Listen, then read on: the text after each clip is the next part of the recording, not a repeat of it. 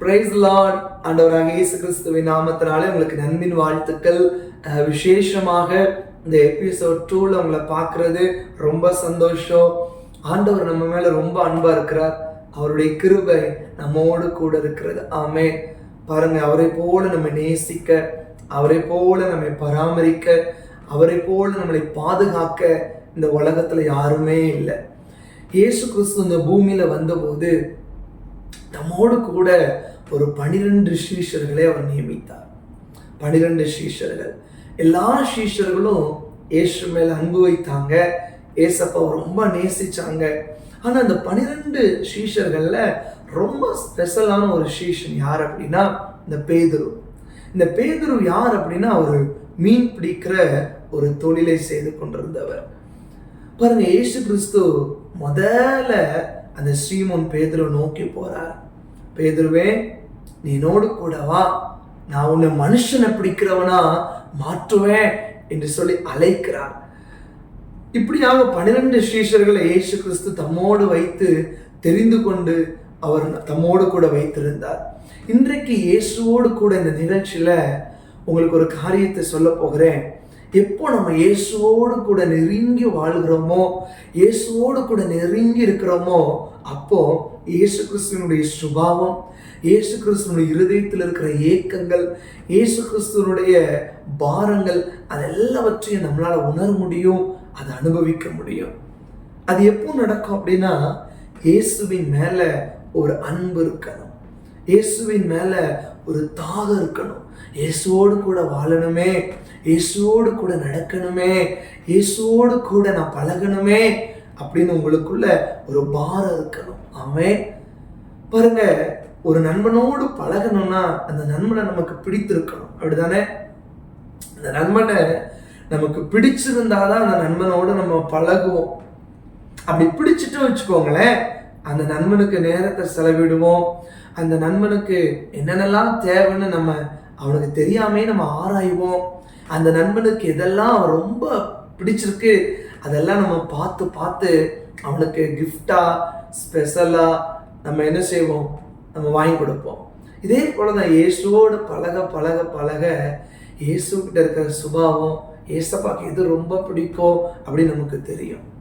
ஏசப்பாக்கு எது ரொம்ப பிடிக்கும், அவர் ரொம்ப ஆராய்ச்சி பார்த்தா அவருக்கு ஆத்தும தாகம் இருக்கும், அவருக்கு ஆத்துமாக்கள் மேல ரொம்ப பாரம் இருக்கும். அது அவரோடு பழக பழக பழக நம்ம அதை பார்க்க முடியும். இன்றைக்கு இயேசுவோடு கூட இருந்த ஒரு சீஷன் தான் இந்த சீமோன் பேதுரு. பாருங்க, இந்த சீமோன் பேதுருவுக்கு ஒரு ஸ்பெஷலா ஒரு காரியம் நடந்தது. என்ன தெரியுமா? இயேசுவ மேல ரொம்ப அன்பு வச்ச சீசன் இயேசுவின் மார்பில அவன் சாய்ந்திருக்கிற ஒரு ஒரு ஒரு ஒரு ஒரு ஒரு வாய்ப்பு கிடைத்தது. 12 சீஷர்களும் நினைச்சிருப்பாங்க, நான் ஏசப்பா மார்பில சாயலையே, நான் ஏசப்பாவுடைய மார்பில சாய்ந்து பேசலையே. எல்லாரும் அன்பா இருந்தாங்க, ஆனா சாய்ந்திருந்த ஒரே ஒரு சீஷன் பேதுரு. ஏன்னா பாருங்க, இந்த யோவான் 13வது அதிகாரத்துல 23 வசனத்தை உங்களுக்கு வாசிக்கிறேனே. அந்த சமயத்தில் அவருடைய சீஷர் இயேசு கண்பானவனாய் இருந்த ஒருவன் இயேசுவின் மார்பிலே சாய்ந்து கொண்டிருந்தான். யாரை குறித்து சொல்லுகிறாரோ என்று விசாரிக்கும்படி சீமோன் பேதுரு அவனுக்கு சைகை காட்டினான். பாருங்க, இயேசு கிறிஸ்து இந்த பூமியில வந்து அவர் காட்டி கொடுக்கப்பட்டு, அவர் சிலுவையிலே அறையப்பட்டு, அவர் தம்முடைய இரத்தத்தை, தம்முடைய சரீரத்தை அவர் தம்முடைய ஜனங்களுக்காக, இந்த உலகத்திலே வாழ்கிற, பாவத்திலே வாழ்கிற, சாபத்தில் வாழ்கிற ஜனங்களுக்காக தம்மை ஒப்பு கொடுக்க வேண்டிய ஒரு நேரம் வந்துவிட்டது. அவருடைய நேரம் வந்துவிட்டது. அப்போ 12 சீஷர்களும் அறையில் இருக்கிறாங்க. பேதுரு இயேசுவின் மார்பில் சாய்ந்து கொண்டிருக்கிறார். அப்போ இயேசு கிறிஸ்து சொல்லுகிறார், என்னை நம்மிடத்துல இருக்கிற ஒரு சீஷன் என்னை காட்டி கொடுக்க போகிறார், என்னை முத்தம் கொடுத்து காட்டி கொடுப்பான், நான் சிலுவையிலே அறையப்படுவேன் என்பதாக இயேசு பேசுகிறார்.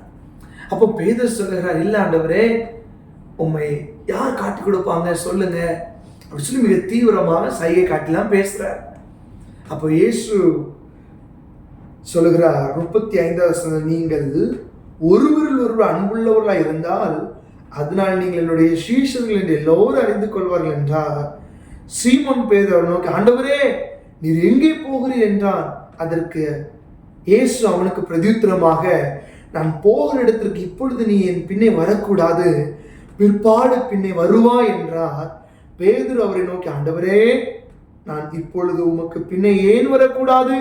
உமக்காக என் ஜீவனையும் கொடுப்பேன் என்றார். பேதுரு ரொம்ப துணிச்சலா பேசுவார். ஆண்டவரே, ஏன் வரக்கூடாது?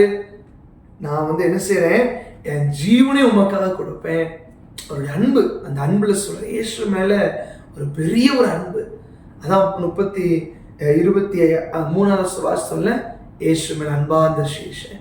அப்போ நான் உமக்காக ஜீவனை கொடுப்பேன் அப்படி சொன்ன உடனே இயேசு, நம்மளாம் என்ன செய்வோம், ஒரு நல்லா பழகிறவங்க சொல்லுவாங்க, நான் உனக்காக ஜீவனையே கொடுப்பேன் அப்படி சொன்ன உடனே நம்ம நம்பிடுவோம் இல்லையா?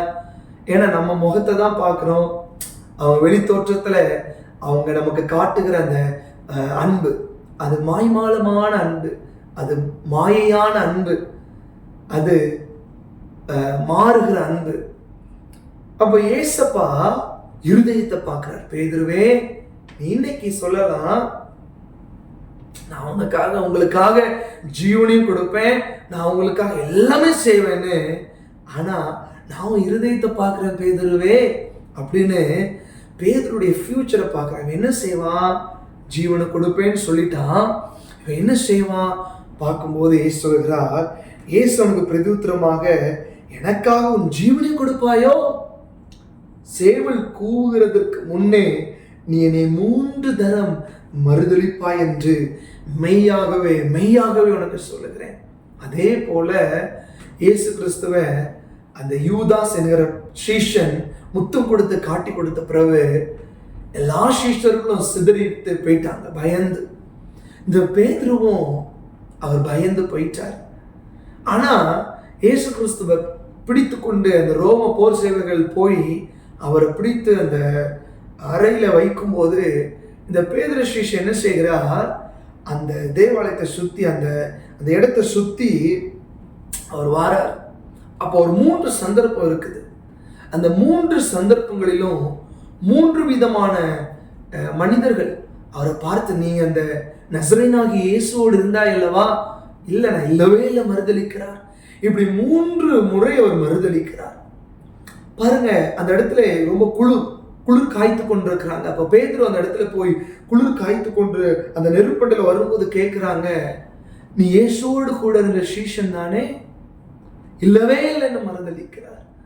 அப்போ 3வது முறை மறுதலித்த பிறகு சேவல் கூவுது.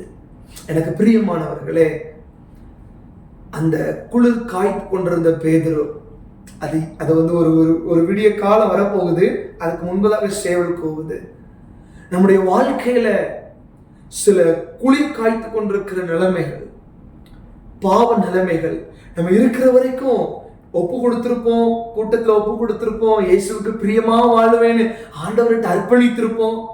ஆனா நம்ம உலகத்துல குளிர் காய்த்து கொண்டு, பாவத்துல குளிர் காய்த்து கொண்டு இயேசுவை மறுதலித்து இருக்கிறோம். பல நேரங்களில் யோசித்து பாருங்க, எத்தனை நேரம் இயேசுவை மறுதலித்து இருக்கிறோம், எத்தனை நேரம் பின்மாறி இருக்கிறோம்.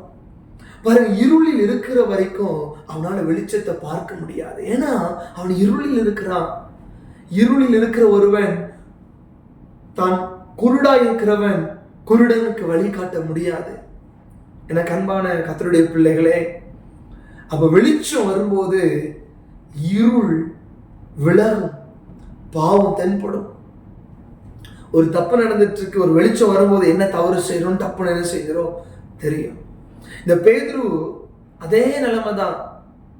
விடிந்த அடுத்த ஒரு அடுத்த செகண்ட் அவர் என்ன செய்யறாருன்னா, மனம் கசந்து அழுகிறார். ஐயோ ஆண்டவரே, உம்மை மறுதலித்து விட்டேனே என்று சொல்லி அழுகிறார். இந்த பேதுருடைய வாழ்க்கையில் என்ன நடந்துச்சு தெரியுமா? இயேசு கிறிஸ்து அடிக்கப்பட்டு கல்லறையில் அடக்கம் பண்ணப்பட்டு 3வது நாள் இயேசு கிறிஸ்து உயிரோடு எழுந்தார். உயிரோடு எழுந்து இயேசு கிறிஸ்து பேதுரு நோக்கி போறார்.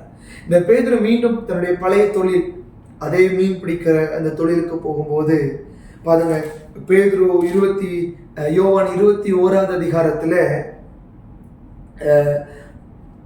15, 16, 17 வாசிக்கும் போது பேதுருவிட்ட போய் ஏசப்பா கேட்குறாங்க, பேதுருவே நீ என்ன நேசிக்கிறாயா, நீ நேசிக்கிறாயா, நீ என்ன நேசிக்கிறாயா அப்படின்னு 3 times இயேசு கிறிஸ்து கேட்கிறார். நீ நேசிக்கிறாயா பேதுருவே, என் ஆடுகளை மேய்ப்பாயா, நீ நேசிக்கிறாயா பேதுருவே, நீ என்ன ஆடுகளை மேய்ப்பாயா அப்படி கேட்கிறார். இயேசுடைய இருதயத்தை பாருங்க, பின்வாங்கி போனவர்களை மீண்டும் அழைக்கிற தெய்வம். இன்றைக்கு இயேசுவோடு கூட இருந்து வழி தப்பி போயிருக்கலாம், இயேசுவோடு இருந்து பின்மாறி போயிருக்கலாம். இன்றைக்கு இந்த வீடியோ மூலமாக, இந்த இயேசுவோடு நிகழ்ச்சி மூலமாக இயேசு பேசுகிறார், நான் உன்னை நேசிக்கிறேன். அப்படி ஒப்பு கொடுக்கிறோமா? தகப்பனே, இந்த வீடியோவை பார்த்து கொண்டிருக்கிற ஒவ்வொரு இருதயத்தையும் கர்த்தர் தொடுவீராக. ஆண்டவரை ஒப்பு கொடுத்து அர்ப்பணித்து, ஆண்டவரை உம்மாலே தெரிந்து கொள்ளப்பட்டு பின்வாங்கி போனவர்கள், ஆண்டவரை அர்ப்பணித்து, ஆண்டவரை அப்பா பின்வாங்கி போனவர்கள், கலப்பேலை கை வைத்து பின்னிட்டு பார்த்தவர்களை கர்த்தர் இன்றைக்கு மீண்டும் வந்து நான் உன்னை நேசிக்கிறேன் என்று இந்த வீடியோ மூலமாக அழைப்பதற்காக நன்றி. இதை யாரெல்லாம் பார்த்து கொண்டிருக்கிறார்களோ இப்பொழுதே உம்முடைய நேச கரங்கள், உம்முடைய அன்பின் கரங்கள், ஆண்டவரை கெட்டி அணைக்கிற, மார்போடு சேர்த்து கொள்ளுகிற ஒரு தகப்பனுடைய கரம், உம்முடைய கரம் ஆண்டவர் அணைக்கட்டும். ஆண்டவரை அர்ப்பணிக்கிற ஒவ்வொரு பிள்ளைகளும் ஆசீர்வதிங்க அப்பா. என்னென்ன தேவைகளோடு, என்னென்ன பிரச்சனைகளோடு பார்த்து கொண்டிருக்கிறார்களோ அப்பா, என்னென்ன விண்ணப்பத்தோடு விண்ணப்பம் பண்ணி கொண்டிருக்கிறார்களோ இப்பொழுதே கர்த்தர் அப்பா அவர்களுக்கு அருளி செய்வீராக. இயேசுவின் நாமத்தினால் அப்பா அவர்களுடைய விண்ணப்பங்கள் உம்முடைய சன்னிதானத்துல வந்து கேட்கப்படட்டும். எல்லா தடைகள் விலகட்டும், காரியங்கள் வாய்க்கட்டும். இன்றையிலிருந்து உம்மோடு வாழ இவர்களுக்கு பலன் செய்யுங்க, இவர்களுக்கு கிருபை கொடுங்க. இவர்களை ஆண்டவரே அடிமைப்படுத்துகிற, கட்டி வைத்திருக்கிற எல்லா தடைகளை இயேசுவின் நாமத்தினால நாங்கள் நிர்மூலமாக்குகிறோம். ஒரு விடுதலை உண்டாகட்டும். இன்றையிலிருந்து உம்மோடு வாழ கிருபை தாரும். உம்முடைய திருக்கரத்தில் அர்ப்பணிக்கிறேன். இயேசுவின் மூலம் ஜெபிக்கிறோம் நல்ல பிதாவே, ஆமென், ஆமென். மீண்டும் நம்ம அடுத்த எபிசோட்ல பார்க்கலாம். கர்த்தர் உங்களை ஆசீர்வதிப்பாராக. God bless you. God bless you.